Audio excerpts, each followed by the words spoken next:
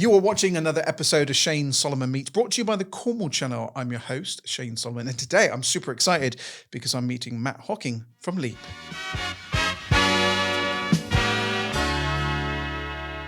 So Matt, it's been a long time coming. I'm so glad I finally got you here in the studio. The busiest man I know in design and general B Corp status, everything. There's so much to talk about. I don't know where to start, but let's start from the beginning.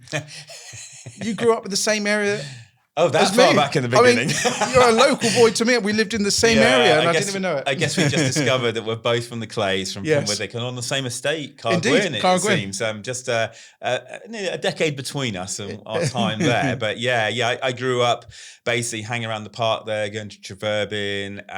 My uncle lived in Stenelease. St. Annalise, what a pleasure. And then playing in those fields below the Cargwyn estate. Yeah. So most of my time was a fairly solitude life, but in nature, coming home covered in ticks or in newts and butterflies. That's Maybe that's where my original love of the planet came from. Exactly right. Now, you've got a fascinating story, and I don't know how we're going to get this into one podcast, but we're going to try.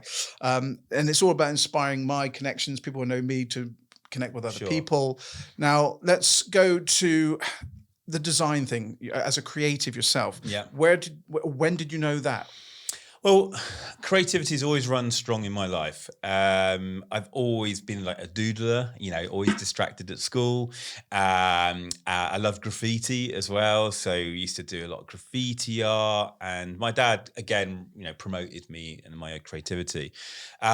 I think by the time I finished at Voltaire, I was kind of a bit academically like, I loved geography, but I didn't really want to go on to A-levels. So I chose basically a creative route, just doing illustration down at Falmouth. So I went straight into do a national diploma at the time, and then into a higher national diploma. And that was about illustration. It's more like going, well, I think I need to stay in education, but I want to do it differently. And so, 5 days a week for 4 years, all types of creativity. And that sort of, led into, by chance, 1993, getting a graphic design job, no graphic design training, but it turned out to be, and I didn't know the agency because I'd never really followed any sort of design gods, so to speak, or goddesses. And it was two ex-Saatchi directors. So I didn't know who Saatchi and Saatchi were at the time. It turned out it was quite a lucky break. I walked into an interview. I was slightly late. I told them this was in Torquay, and they just moved from London, basically won a load of awards. And their sort of strapline was West End work, West Country prices. And basically, last interview of a whole week of interviews, I apologized for being late. I said, I'm really sorry. I don't understand typography. I don't know much about sort of, colors and Pantones and things like that. And they said, look, don't worry, you're here now. Showed them my folio of illustration. And I was quite a photorealistic illustrator at the time. And walked away with a job. 7 days later, moved to Torquay and then started working on my first adverts. And sort of that was the start of my design career. Wow. So, but what early age did you know that you had this talent within you, though, for doodling? I mean, because for me, I think I always, at the early age, I always remember doing like the arts and crafts at school. So, when the paints came out, I was like, I'm into this, so it was real early on. I think there's always a creativity was abound, so there was an abundance of it around me, but it also inspired by nature. So it's a lot of nature-based creativity. And actually, 8-year-old me wanted to either be, David Attenborough or David Bellamy, or the other thing I loved is space, and I was really fascinated by the astronaut badges and stuff for different Apollo missions and things.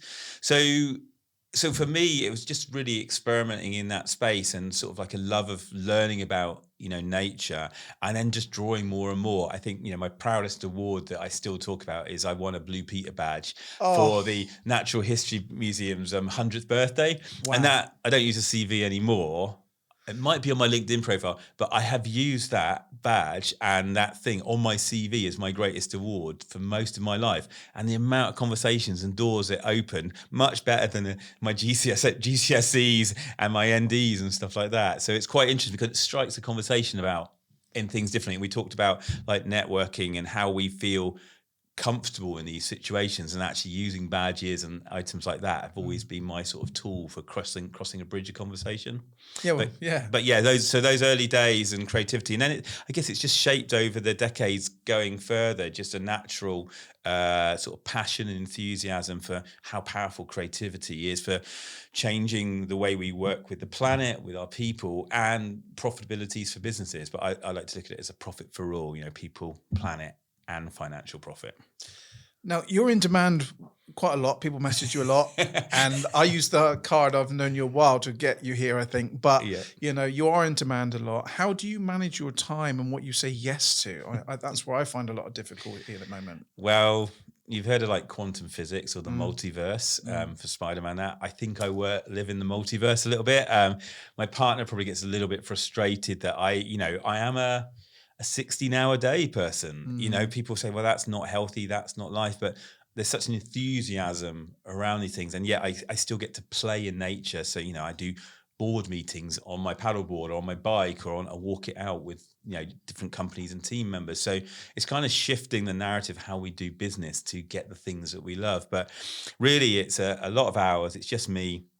I have thought about, well, do I bring in like an executive PA? I don't know what they are, to tell you the truth. And then I'm like thinking, well, I'm a bit of a hard work to handle as well, because my mind's firing ideas all the time. So generally I kind of just gear up and there's a certain amount of learning. Maybe about 20% of my week is learning about new things. So at the moment I'm on this holistic visions program with the CL Foundation, kind of learning about primordial and sort of First Nation wisdom. So that's quite 12 months I've got of learning on that. Every Friday night I'll be in now meeting online with people from all over the world in a group of 12, 144 of us training at once, but I'm in one group of 12. One of my co-facilitators is in the Peruvian jungle. So it's quite interesting learning. I got various social media presences. So I run with something that's quite sweary, so I can't guess I say that, which is good something eco advice, where I write advice for other people, but under sort of my banner. I've obviously got Leap, but we've got a wonderful team that are there supporting me as I support them, and their side of things is I will ideate and come up with like the sparky brain stuff that will be related to people and planet for, a business might be working with. So, for example, at the moment, Ocean Conservation Trust or Bernardo's or IKEA, or, we're just about to do a project with Action Man. I think you've had Action Man in. Yeah, so got something very exciting there that we're going to sort of be manifesting. And then, so I'll ideate, be at the start of that process, and the team will then come in with their graphic design skills or their low carbon web skills and build the low carbon website or design the brand, and then I'll come back in certain ways. I spend a lot of time now just working alongside most of our clients as a thought partner, but I do move at speed. I'm very hyper. People have equated me to like an excitable Labrador puppy. I'm lucky that each of us, every human is creative in some way. So a lot of the time it's just helping to unlock the synaptic connections of the art of possible with those people, and actually design, just like your own work as well. You're creative in what you do with Cornwall Channel and everything you've done, is just to open hearts and minds, isn't it? Ultimately. Yeah, it is. And inspiring people. It's so important. And I've got a wonderful guest in this morning in the green room talking about inspiring schools and talking in at schools. And I'm like, absolutely, I'm up for that, because I remember in those early days at school, Pole Tower, I went again, the same school as you did, getting people in, and you would listen to something and think, I could do that. Yeah, I could, And also, it's also us giving back, isn't it? As well, as we move forwards and go, actually, we've had these bags of opportunities that have filled throughout our life that have allowed us to, whether it's work on a bar or work for a school, work for a creative agency, create your own sort of film TV channel. And it's bringing out and unpacking those opportunities, but also going, actually, that's where every conversation, every interaction, you might think it's a nothing, but it could have great meaning for that person or somebody listening. So I'm a big believer in sort of paying it back. I can never say the word properly, but reciprocity, I think, is the word. I don't know that word. So the giving back. So just like Leap has a giving budget, so we've never had a marketing budget, but for the work that we've been able to do to serve people on planet since 2004, a portion each month we give back each year, which is probably about 500,000 in creative hours over the last 18 years. That's interesting. Well, I guess in a way that's what we do similar. It's like from the community point of view, we'll get people in here where we don't charge them. You know, if they've got a message to get out, you know, that's the channel element. Indeed. And I think, showcasing them, we're also showing them the power of some of these mediums, the power of creativity, the power of voice, the power of podcasts and film, and the legacy that can come from that once you've done one that you can keep using and go, that's actually, you want to hear what I think? Just listen to this that I did with Shane. That's right. Yeah. And you repurpose it. Now, I've got to mention about, you have become this kind of expert in B Corp down here. You know, everyone goes, if anyone's talking about going on the B Corp journey at the minute, they're trying to get a hold of Matt, you know, and the people that you know. Now, were you the first in Cornwall to get B Corp statuses? Yes. Wow, yeah. So, I mean, for me, B Corp, the certification is one thing, and there's a lot happening with certification now, but it's that framework that is the gold dust for me, and that framework is a free. If you were to go to bcorporation.uk and go to business impact assessment, that's the framework, and it's free to use, and it kind of it's a holistic way of looking at your business on a governance, a workers, a community, an environment sort of and customer level. And for me, as a designer that appreciates the environment, I'm also hyper chaotic, as you can imagine, and not very linear. And the idea of spreadsheets and things like that does make my mind tax. They're not pretty to look at. And so, but with B Corp and that framework, it was more of a case. It just helped Leap grow up in business. So I've been looking for a solution to make the conversation of what makes us truly, authentically environmental, like a certification, a badge or something, since we founded Leap in 2004, because I could just be talking rubbish about my beliefs in sustainability. True. So I wanted third-party authenticity about what we were. And we had done things like ISO 14001, so environmental management systems, BS 8555, investors and people. But they're all like one channel to me. And rather than actually a cohesive, everything interrelated, and that's what B Corp is. So like, it's not just people, it is planet. And if we go to the bigger picture, we seem to go environment and people and money and business, and we put them in their silos, but actually people and planet are completely interrelated. So we've got to look at both of them together, and that going back to that profit for all. But yeah, B Corp first in Cornwall, after watching it since about 2008 sort of manifest and grow in the US is the origin place. And then it came here, and then 2015, that was the first year it got brought to the UK by some brilliant individuals that I'm lucky to call friends now. Yes. And then I worked my way through by myself on quite a complex, it was a much different dashboard then. And I spent too long thinking about the certification until actually B-Lab UK phoned up and said, why are you not submitting? You're at 103 points. You need 80 points above. We can't see you dropping below. Press the button. Wow. So now when I work with organizations, I go, let's dive in straight away. Let's get a sense test and like litmus test of where you come up. But yeah, first B Corp in Cornwall, and then very lucky my friend Tom Kay from Finisterre a couple of years later became second. Then after that, we worked with Green and Blue, Faye Clifton and the team there, and Gavin to help them become a B Corp. And since then, we've been multiplying the B Corp movement in Cornwall. And then I was the first design agency in the UK to become a B Corp as well. Might be Europe, don't know. At one point, we were the highest scoring design agency in the world up until 2020. Yeah, 2020. That's incredible. Not bad for a pen with it, Cornish creative. Absolutely. And then, what I'm very proud of is, the UK is the fastest growing growth space for B Corps in the world. London is the capital city of B Corps in the world with over 700 certified B Corps. And Cornwall is the largest growth cluster of B Corps outside of London. So I'm very, very proud of our region and what we've managed to achieve there with our progressive business community. And I think it's great, of course, your work now working alongside Wilderness. Yeah. We obviously do a lot with Wilderness. I'm a big fan of that company, but they've managed to pull in 23 businesses to take that B Corp journey with them. Yeah. Pulling in people like yourself to guide them along the way. And that can only be a good thing, Matt, can it? Well, it's all about doing things together. And it's, actually these things are hard by yourself when you're trying to figure out, complex questions that you kind of know the answer.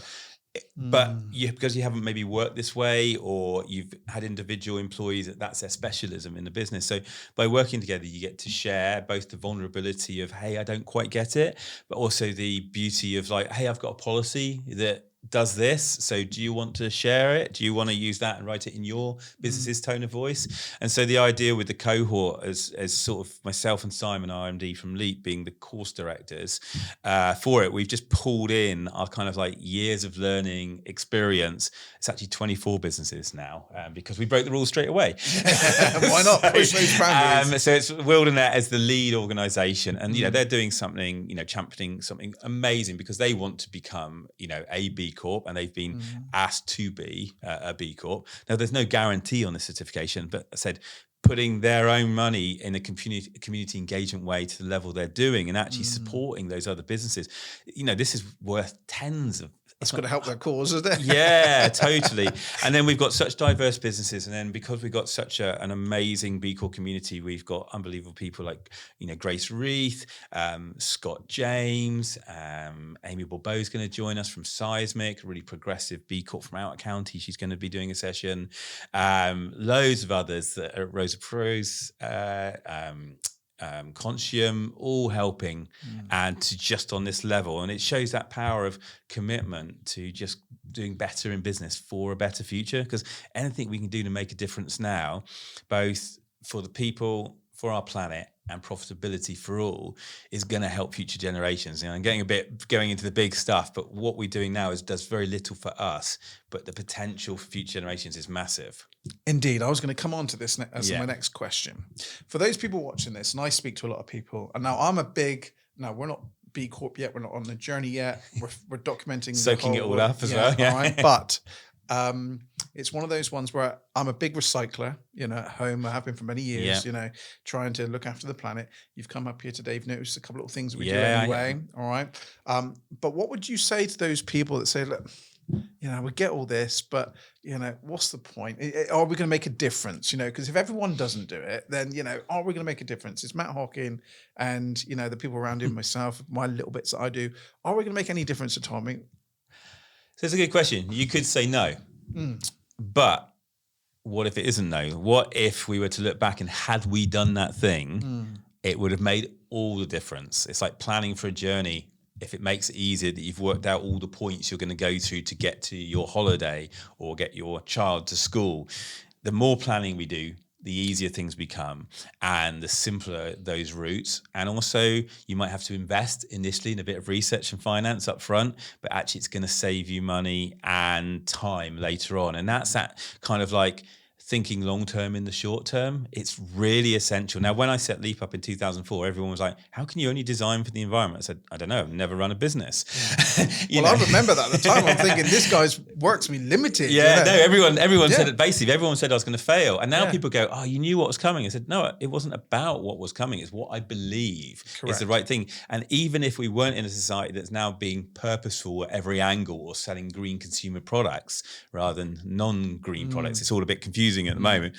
So it was all about what do I believe I should do? So I could see I got disillusioned with normal work, create something, get paid for something, make a happy client, make a happy Matt, nice portfolio piece, to going, actually, I want something more meaningful that I know why the interaction of this piece of paper or this renewably powered website or this low carbon pixel, it was part of that website, why I look at those impacts. And that's where I find the really tantalizing, brilliant stuff. So I think the answer is no and yes all at once, because you could say we're just grains of sand in the scheme of things, but we know enough grains of sand in the right conditions will erode and cut through anything. And that's what we are. We're all grain of sands of possibility for change. And I think it's whether you believe in XR, Extinction Rebellion, other organizations that are taking action. I mean, I'm going to be at the big one for Extinction Rebellion on the 21st of April with 250,000 other people and amazing amount of businesses and individuals. But I think everything's possible, but we don't know it until we know it. And that's the thing. And so we might all go tomorrow and go, oh, actually, why aren't we doing things this way? So I would say get on now. There's three terms I use, Shane. There's like be an activist. And I'm not talking about an activist that might glue themselves to Parliament or spray orange on a painting, whatever, and I do agree with things like that. But what is your type of activism that you can do? You're doing that all the time. You're joining up communities through the power of film and communication. I'm doing the same, opening up hearts and minds, hopefully making it easy to galvanize change for any organization, whether they work with us or not. So that's what I call activism. What is your activism? Then there's a kind of the reactivist. So, but this is all play on the whole activism. The reactivist is you kind of listening to things, think it's somebody else's problem. However, you then realize a little bit later on, or right close to the knuckle, that, oh, actually, God, I do need to do this. I now need to book this. I need to change my ID. That's going to be really expensive because you're going to have to do it all at once. Sure. The last one is the inactivist. And so the inactivist is like, this is how the world works. The inactivist, you know what the result's going to be for the inactivist, basically. So I don't need to say that. So what do you choose as your activism? Inactivist, reactivist, or to be an activist? So I just happen to be an activist through business, through life, in any way I can, everywhere I can, to create change. So a bit of a long-worded answer there, but a great way to live. A great way to live. And there's something in the art of doing. When we are doing things, it feels great, whether we're bringing in money in that. But when we're helping and we're being kind and we're being thoughtful, that creates a whole different level of wealth. And actually, what would our wealth be if we were, kinder to ourselves, kinder to the planet, kinder to our neighbours? Might not know it. It may take a long time because the world's got a lot of troubles. We've got an unhealthy planet and we've got an unhealthy population. But if we were to have a healthy planet, it may be just maybe our population would be healthy as well. So, yeah, I feel like I've gone off on some sort of transcendental moment. Matt, this is exactly why I wanted to have a podcast with you, because I know you talk a lot of sense and I think people need to hear your philosophies on life. And I think the key word there for me, what you said at the beginning really, was that belief, doesn't matter what people said, back in those days. It's the same. We're so similar. We really are, because when I started the Cornwall channel, people were like, well, you can't do that. You can't do it. We've got the BBC, we've got ITV, we don't need you, It's like, well, I said, well, I don't know, but I can't get into that, so I'm going to do this. And I just believe, like the sun's going to rise in the morning, that I can do this. And I think that's the core value I live my life by, and that is the belief and the trust that we keep doing these things. That it'll be okay, And also you could look back and go, I wish I had done that. Yeah, we can't go do that. And there's that thing also where you see people, it's not a favourite thing when I see people where they may belittle other people's business, go, oh, I could do that, better, or why have they done that, and go, well, but they're doing it.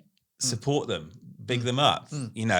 They've gone ahead and done it. 99% of ideas remain in our heads and never come out. Only 1% become action. So let's, support all those 1%ers that are really, making a difference out there. The only thing I've had to do in the last few years is stop coming up with new ideas and just focus on Leap. Because I've set up a couple of other businesses over my lifetime. I've got some side projects. We produce eco trophies for organisations. So, we've got a thriving business that creates awards for award ceremonies. Well, that's interesting. So we're involved in a few of those. I didn't know that. And it was all because we won a lot of awards at Leaf in the early days. I stopped entering awards in sort of 2010 until recently. We won about 30 plus awards, and for environment, but they were all like rubbish. They're not things I'd be proud of to put on the shelf. And sometimes they're a tree as well. And I know a tree is good for the environment, but as an award, it's a little bit strangely lame. And so it's like, actually, what can I do with recycled bits and pieces? And actually, we've created awards out of recycled car headlamps melted down with ex-Bank of England £20 notes within them. So it looks like glitter snowballs and stuff.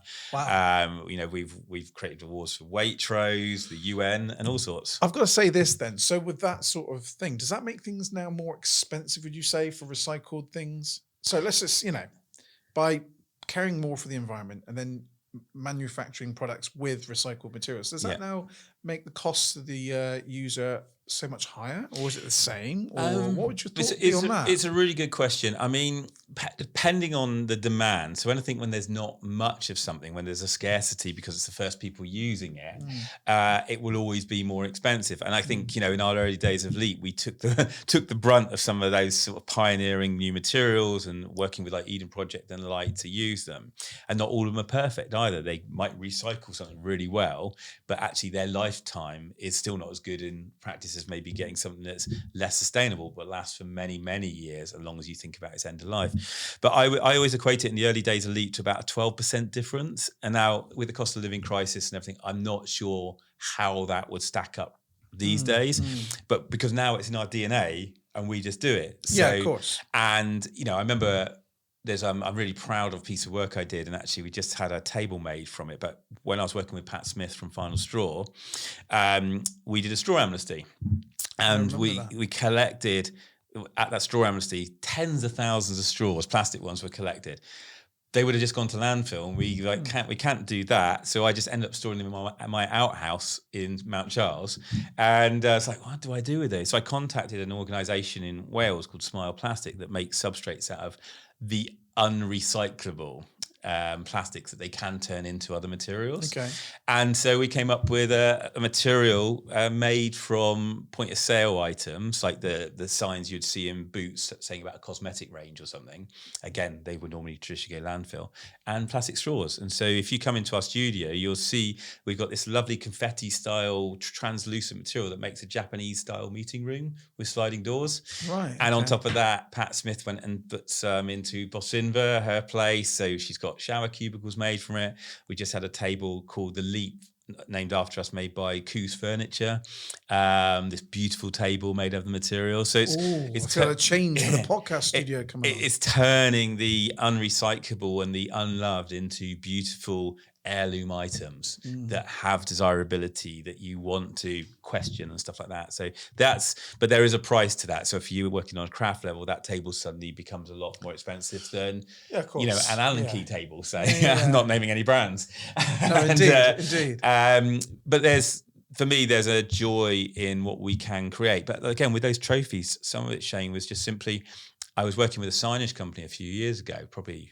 This is about 2006, a time, what it's like in business, it flies too fast. And I was on an industrial estate, and I just saw these piles of really nice wood, just like little blocks, and they're all outside a kitchen joiners. And I was like, oh, what's that? What happens? Oh, that just gets burnt and stuff. And I was like, well, could we use that? We'd love to try making some trophies from it. So we made a whole range of trophies from it. It's now one of our most popular trophy ranges, which is just, we call them the mini monolith, but they're just made out of reclaimed different bits of kitchen and other woods. We've had other ones that are made from fallen trees from the National Trust that we bought the tree off them, stuff that's been dredged from rivers, stuff that's been plastic that's been collected from plastic recycling along a river and then embedded into materials and things. So yeah, we have lots of fun creatively messing with the environment to help it through making sure things don't go to degrade into the environment in the first place. So I think it's all about education at the end of the day. Yeah, things and like curiosity. that, and talking conversation, because now that's inspired me, because I'm involved in a few pool leagues in Cornwall. We sponsor the Cornwall County Pool Leagues.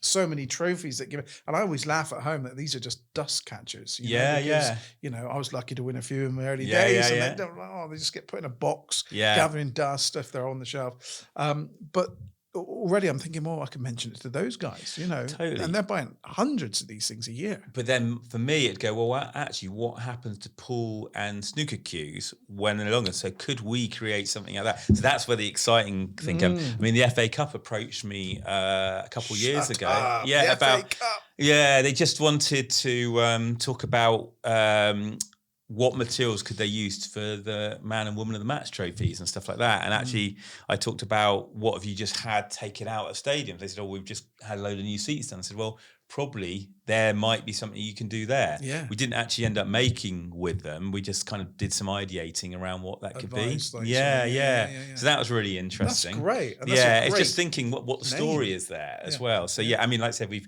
very nicely worked for the UN, all from Cornwall. We've worked for Waitrose, we've worked for Nesta and big European projects on that, and then local things as well. So probably about 15% of the business is designing and producing trophies out of recycled materials for environmental award ceremonies, or not even in even non-environmental. So I guess anything that you could bend creativity to, we just try and do it better for the environment and have a story behind each thing. Storytelling's where it's at. I'm less interested in the, hey, we've created a brochure that's for this, but I'm interested in we created a brochure using the only paper in the world made from seaweed and things like that. And so that starts to get exciting. And then what does that mean, environmentally? How much land, energy, water did that piece of paper save to produce that brochure kind of thing? So we get a bit nerdy with all the eco facts. Honestly, Matt, I could speak to you for hours and hours and hours, and I know I don't have hours and hours and hours with you because you've got a busy life. I've got people lined up to use the studio. But honestly, thank you so much. And I put a post out on social media last week talking about someone who I saw at a local production, St Austell Amateur Operatic Society's just had a production on it, the Key Theatre. Yeah. And I went along and we support it. We sponsor a thing in the programme. And I saw someone in the audience I haven't seen for a long time. And I kind of put a little post out there because they inspired me very early in my business journey by being a chairman of a local networking group. And I put this post, I took a lot of time, and I don't write a lot, because my attention's not that good. Yeah. I'd rather talk. But I took some time and I wrote this thing. I put it out there and it went absolutely bananas to say thank you to this person because it really inspired me. But I have a few people that inspired me in my early journey, and I always remember seeing you around town and your name and Leap. And I was just on my journey starting out, and obviously you'd started before me, and I'm like, wow, these guys really know what they're doing. So you not only do you inspire me, but I know you inspire a lot of people out there. And I just want to say, look, keep doing what you're doing, my friend, because you're absolutely crushing it, and your value to the world is huge, and it doesn't stop; it just keeps going. So, so thank you very much. Is there anything you wanted to mention that you're up to that I've not prompted you about? Good question. Well, firstly, thank you for the appreciation, because actually in business and stuff, and you've always been a really thankful, open person on that, Shane, and it's very appreciated, because there's not enough people also out there that are saying kind of thanks and well done to each other. So, I mean, we've got to, uplift everybody out there in what they do who's just trying to, make a difference in any form at all. So appreciate your appreciation, and right back at you. Thanks. So what have we got on?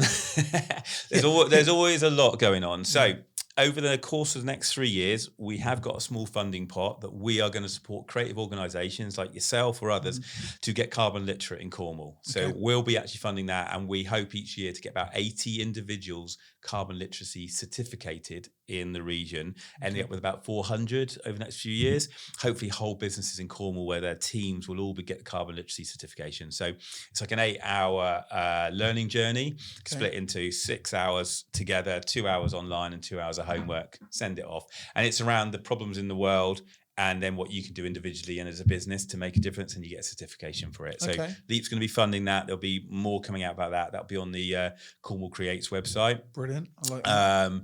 So we're going to build a new community, and then if we get it right here with the existing creative community, we're going to roll it out to the UK and kind of just give it out for free. Brilliant. Wow. Well, stick us down for that one. So we've got that.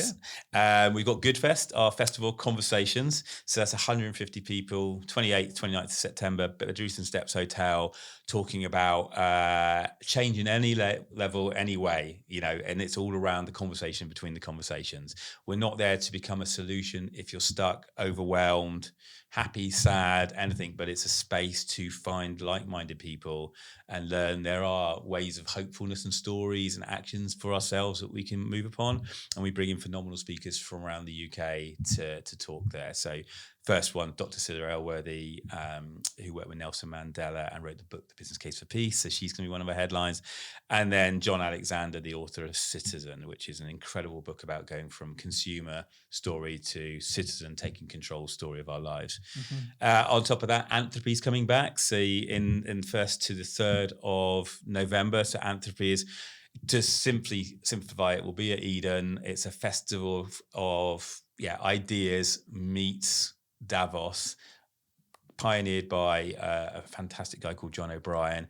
2,000 people convening for about 150 talks, presentations and stages at Eden over 3 days about what is the future for a shared quality and prosperous life for all people in the UK and beyond in the next 30 years. And then there's about 10 other things, which I won't talk about now.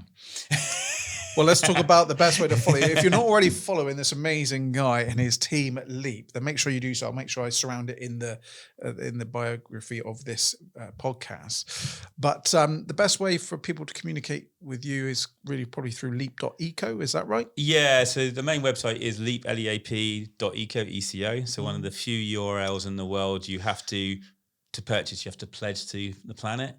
Before you can buy, so it's not as simply as just buying. Just buy it. Yeah. Wow. So I've been waiting 7 years to get that, and I'm very proud of our .eco, first agency in the world to have that URL. You just keep impressing me. I just like when I think you can impress me I'm anymore. just an eco nerd, basically. And then so that would be the best thing.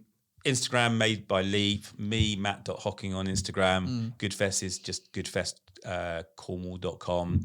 So through any of those mediums or just through LinkedIn, we're always up for creative collaborations as well as supporting other organizations on B Corp. So, if anybody wants to talk, that includes other agencies and other creators that just might want to go, actually, how do you do what you do? Ours isn't for coveting and not, keeping in our silo. Ours is for sharing, because together we'll change the world sooner. And what a great way to finish this podcast. Great words from a great man. Well, look, there you go. That's Matt Hocking from Leap. Now, if you know of anyone doing anything remarkable here in Cornwall or indeed the world, please drop me an email, shane@cornwalljournal.co.uk. But for myself and from Matt, we'll catch up with you real soon. My thanks, as always, by the way, to Jay Kennett, who's been producing this podcast for us today. Until next time, keep it eco.